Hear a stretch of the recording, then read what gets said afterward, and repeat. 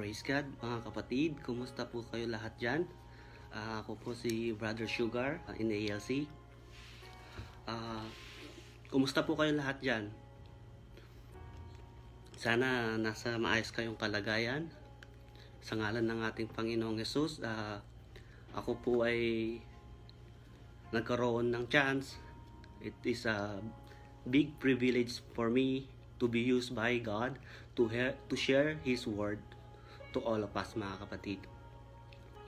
At bago po tayo magpatuloy, mga kapatid, ang papuri ay para sa Diyos, at nagpapasalamat ako muli sa ating mga pastors, sa ating mga kapatiran, sa ating mga elders na nag-encourage sa akin para gumawa ng video at may share ang Word of God sa ating lahat, mga kapatid. Bago tayo magpatuloy, tayo manalangin.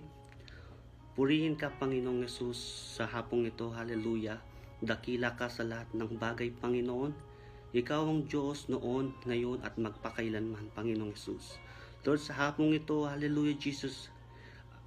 Nais ko namin, Panginoon, hallelujah, Jesus, na magkaroon ng kalakasan sa aming espiritual na pamumuhay, O Lord God, hallelujah. Gamitin mo lang kami, Panginoon, hallelujah, Jesus, upang sa iyong kapurihan lamang ang maipakita, Panginoon, hallelujah. At gamitin mo lang kami, Lord, hallelujah, sa hapong ito, na maging daluyan ng iyong pagpapala, hallelujah, Jesus. Lord God, hallelujah, we are nothing without you, Lord God, hallelujah, Jesus. We can do anything, Panginoon, kung wala ang pangunguna mo, Lord God, hallelujah, Jesus. Lord, sa hapong ito, hallelujah, Lord God, gamitin mo ang iyong servant, Panginoon, hallelujah, na maging lupang bibig, Panginoon, sa mga salita mo na nagbibigay buhay, Panginoon, sa bawat isa, hallelujah, Lord God. Lord, we claim the victory. In Jesus' name we pray. Amen. Sa hapong ito, mga kapatid, nais ko pong ibahagi sa inyo ang salita ng Panginoon na matatagpuan po sa Psalms 2 verse 11. Ang sabi doon po, mga kapatid, serve the Lord with fear and rejoice with trembling. Sa Tagalog, mga kapatid, kayo'y mga lingkod sa Panginoon na may takot at magalak na may panginginig. Praise God. At pinamaganatan ko po itong mensahe ng Panginoon sa hapong ito is, how do you feel serving God, mga kapatid? Ano po yung nararamdaman natin sa paglilingkod sa Diyos? Lalo na sa mga panahong ito, mga kapatid. Hallelujah. Naglilingkod lang po tayo sa tuwing Friday lang, gaya ng nakasanayan natin, mga kapatid. Or we are serving God even without divine service. Mga kapatid, sa mga nangyayari sa mga panahong ito, tignan po natin kung paano tayo magserbisyo sa ating Panginoon. At nais ko kayong tanungin, mga kapatid, what is the best time to serve God? What is the best time to serve Jesus? When you don't feel serving God, mga kapatid. Ito yung time na pagserbisyo sa ating Panginoon. Yung kung saan minsan nararamdaman natin tayo'y nanghihina na. Minsan nararamdaman natin na nagkukulang na tayo sa prayer and fasting. Dumarating yung time, mga kapatid, hallelujah, na nawawala na yung joy natin sa paglilingkod. Kapag dumating po yun yung pinaka-best na time na magsilbi sa Panginoon. Don't let our physical emotion or our physical, yung ating flesh na manguna. Lagi dapat manguna ang espiritu na binigay ng ating Panginoon, mga kapatid. That is the best time to serve God, when you don't feel serving Him. Kapag tinatamad na tayo, mga kapatid, hallelujah, na manalangin, dapat doblein natin ang panalangin sa Kanya. Kapag tinatamad tayong magsilbi sa Kanya, mga kapatid, dapat nandoon yung double time natin na magserbisyo sa Kanya. That is the best time to serve God. Even right now. That is our best time to show to Jesus ang ating paglilingkod na hindi lamang dumidepende, mga kapatid, sa labas. Marami tayong source, marami tayo dapat gawin para maibahagi ang salita ng Panginoon, mga kapatid. And this is also an encouragement sa ating mga bagong kapatiran na bagong baptized before the lockdown. Mapalad kayo, mga kapatid, dahil nakilala nyo ang Diyos sa mga panahong ito. Dahil din nyo masasaksihan, mga kapatid, kung paano kumilos ang Diyos sa ating mga buhay. It's also a reminder sa mga datihan na, mga kapatid, ito yung time na naging double time tayo sa paglilingkod sa Diyos. Sayang, mga kapatid, kung tayo susuko na, malapit na po ang pagdating ng Diyos. We are living in the last day. At magiging talo tayo kung tayo susuko sa mga oras na ito, mga kapatid. How to serve God? Maraming paraan, mga kapatid. Paano natin pagsilbihin ng Diyos? Through reading the Bible, listening, preaching for apostolic believers, mga kapatid, sharing encouragement, love one another, pray, and fasting, mga kapatid. Yun, mga kapatid, doon natin mararamdaman yung kagalakan. Nandun pa rin yung init, mga kapatid, sa paglilingkod sa Diyos.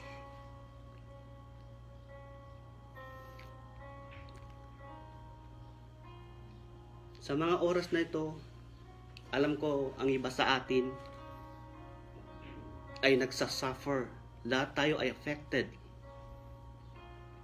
sa kung anong nangyari at kung ano yung naging resulta nitong COVID-19.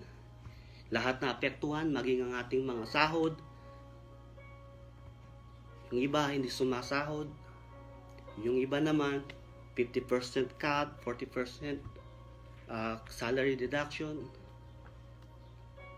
Well, wala tayong magawa dahil ito yung mga paraan o ito yung mga plano ng Diyos upang malaman niya kung sino talaga ang totoong nagseserbisyo sa Kanya. Well, marami sa atin nagsisilbi lang tayo dahil pinagpapala tayo ng Diyos. Dahil marami tayong na-receive sa Kanya. What if ngayon ay nawala yun bigla? Do you feel the same? Ganun pa rin ba ang ating nararamdaman sa pagsisilbi sa Diyos? Yung init natin dati na magpagamit sa ating Panginoon, yung eagerness natin, yung kahuhawan natin sa mga salita ng Panginoon ay andon. Pero nung dumating yung mga bagay na ganito, do you feel serving God still? Nafe-feel mo pa rin ba ang pagsisilbi sa Panginoon, kapatid? Think about these things, mga kapatid. Mapalad tayo dahil nakikita natin ang mga kaganapang ito at meron tayong knowledge kung bakit ito nangyayari. Dahil ito ang mga palatandaan na kung saan darating ang Diyos sa ating kapanahunan, mga kapatid. At mapalad tayo dahil isa tayo sa mga natanggap o isa tayo sa nakakakilala sa ating Diyos.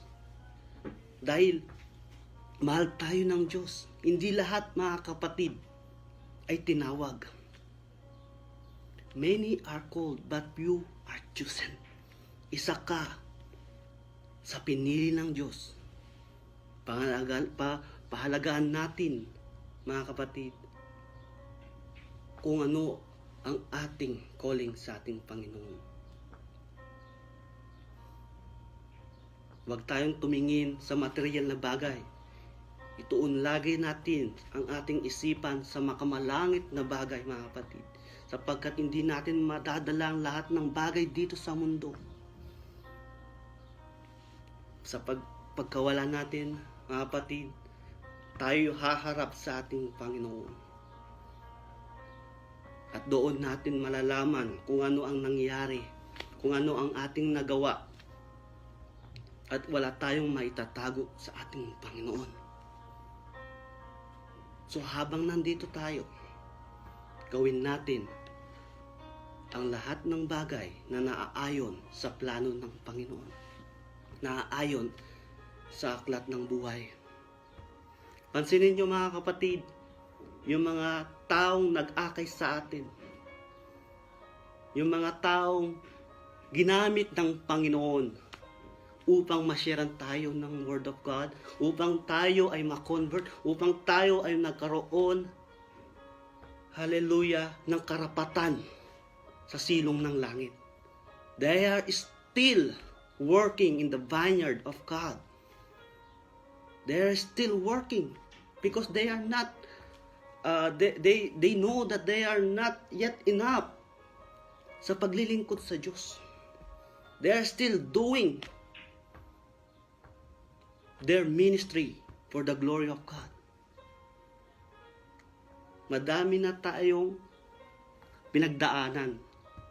Marami sa atin ang nakapag-experience ng miracle ng God. No? Marami sa atin, mga kapatid, na nakita ang kapangyarihan ng Panginoon. Dati wala tayong confidence sa ating sarili. Dati takot tayo. Dati madamot. Dati, mga kapatid, wala tayong tiwala sa mga ibang tao. But nung tinawag ka ng Panginoon, something has changed, mga kapatid. Binigyan ka ng Espiritu na kung saan marunong kang magpakumbaba sa lahat ng bagay. Marunong kang magpasakop sa salita ng Panginoon. Kung dati madamot ka, ngayon nagbibigay ka na. Kung dati masungit ka, ngayon friendly ka na. Dahil tinanggap mo ang Diyos. Ang Diyos ay pag-ibig, mga kapatid. At marapat lang natin, mga kapatid, gantihan o isuklian ng pagseserbisyo na tapat sa ating Panginoon. Mapalad tayo, mga kapatid, dahil nalaman natin ang katotohanan. Katotohanan mag-uugnay sa atin sa kalangitan, kasama ang ating Panginoon. No? Tatanungan kita uli, how do you feel serving God? Sa mga nanghihina, mga kapatid, this is our time to show to God that we are enough na magbahagi ng salita ng Panginoon sa mga taong hindi pa nakakakinig nito. Lalo na sa ating mga pamilya, mga kapatid. Think about it. Kapag ginagawa natin ang plano ng Diyos, ang mga salita ng Diyos, God is doing something for you. Pansinin mo ang lahat ng tinawag ng Panginoon. Tinawag niya para gawin ang isang bagay. At the end, kapag ginawa nila, there is a blessing. Mga kapatid, at huwag tayong mawawalan ng pag-asa at huwag tayong manghihina sapagkat ang Diyos kailanman, kapatid, hindi kanya papabayaan sa laban. Tinawag ka ng Diyos dahil may tiwala sa sayo. Dahil mayroon kang kakayahan, hallelujah, na ibahagi, ipaglaban kung ano ang iyong sinimulan. Meron kang kakayahan, meron kang isang puso na kung saan nagagamit ng Diyos upang ang kanyang mga plano dito sa mundo, hallelujah, ay ma-fulfill. That is you and me. Believe that you are chosen of God. Wala nang ibang gagamitin ng Lord, kundi tayo mga kapatid. Hindi niya nagagamitin si Peter, si Moises. Sa ating kapanahunan, ikaw at ako, tayo bilang apostoliko, tayo ang magsisilbing kamay, bibig, mata ng Diyos. Habang tayo ay naglalakbay dito sa mundo, habang tayo ay lumalakad sa katwiran ng Panginoon, habang tayo ay nagseserbisyo sa harapan ng Panginoon, hallelujah, may kapalit yan. May nakahanda yan. Kapag tayo ay aharap na sa ating Diyos, mayroon tayong paglalagyan. Meron tayong nakahandang blessing sa ating Diyos. Kaya magpatuloy tayong lumaban mga kapatid. Patuloy tayong maniwala, manampalataya sa ating Diyos na ating tinanggap. God is not giving us a spirit of fear, but love and power, mga kapatid. Kapangyarihan. Basta sabihin lang natin, mga kapatid, na sa tuwing tayo ay mag-share ng Word of God, sabihin lang natin na ang Diyos ang siyang magsasalita. Tayo lang ang kanyang kasangkapan, mga kapatid. We must humble ourselves before the Lord, mga kapatid. That is the key para tayo gamitin ng Panginoon. Lagi tayong magpakumbaba sa Kanya at itataas niya tayo, mga kapatid. Hallelujah. At sa mga kapatiran ko, hallelujah. Lalo na sa mga bago, mga kapatid, mapalad kayo sobra. Dahil sa mga panahong ito, na makikita ng Diyos kung tayo ay magpapatuloy. At sa mga matatanda, sa ating matatanda na sa gawain ng Panginoon, hallelujah, mag-double time tayo, mga kapatid, para sa ating Diyos, para ma-fulfill niya ang promise niya, para pagdating niya, sasabihin niya sa atin, well done, my faithful servant. Ang sarap, mga kapatid, ang mabigyan ng pansin ng Diyos. Ikaw at ako ay binigyan ng pansin. Even we are not worth it before. But yes, but His compassion, mga kapatid, His love never ends. Para tayo Kanyang lukuban, Kanyang yakapin, mga kapatid. No? Huwag tayong matakot sa corona, mga kapatid. Don't think about the coronavirus, mga kapatid. Think about the corona from heaven, mga kapatid, na ipapatong sa atin ng Diyos. Maraming salamat sa inyo. Hanggang sa muli, mga kapatid. At soon, someday, after this, big revival will come, mga kapatid. Revival in the church. Na hindi natin ma-expect kung gaano mag-explode ang Holy Ghost sa bawat churches na binuo ng Diyos. To God be all the glory. See you soon, mga kapatid, and God bless us all.